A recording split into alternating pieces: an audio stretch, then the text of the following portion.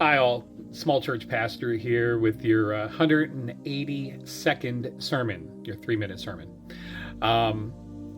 Yesterday, this past Sunday, preached on the Gospel of John, chapter 10, where Jesus tells the disciples, I am the good shepherd, and consequently points to his followers as being the sheep.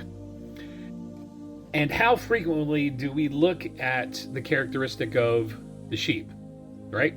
We see all these glamorized pictures and artwork of Jesus as this blonde-haired, blue-eyed, light-skinned man in a white robe carrying a soft, fluffy little lamb in his arms, right?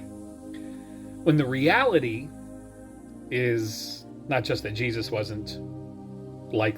not blonde-haired, blue-eyed, light-skinned, but rather a Middle Eastern man who was likely carrying a sheep around his shoulders, who that sheep was kicking, wriggling, bleeding, screaming. Look up screaming sheep on YouTube. It's kind of funny. Screaming. And that's who we are. We are the screaming, bleeding, wriggling, kicking sheep of Jesus' flock. And how the shepherd is called to lay down his life for his sheep. And it's a really interesting metaphor because, again, we are the sheep. You know, sometimes if you think about the characteristic of sheep, sheep are not intelligent creatures. They're very loyal. They're followers. Now, today's political divisiveness, too many people say, you're sheep. Yeah, you know what? I follow a good shepherd. They're loyal, they're faithful, and they will follow. But the good shepherd leads them to green pastures, to still waters, to be nourished, to be fed. And that's that's the characteristic of Jesus here.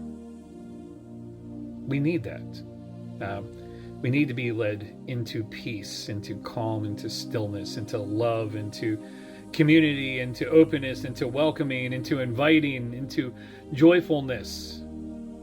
That's what we're called to do as sheep, being part of that kind of community, following that kind of shepherd.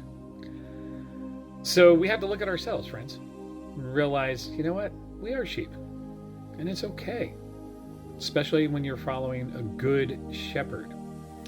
And that, yes, sometimes we will kick and wriggle and bleat and scream.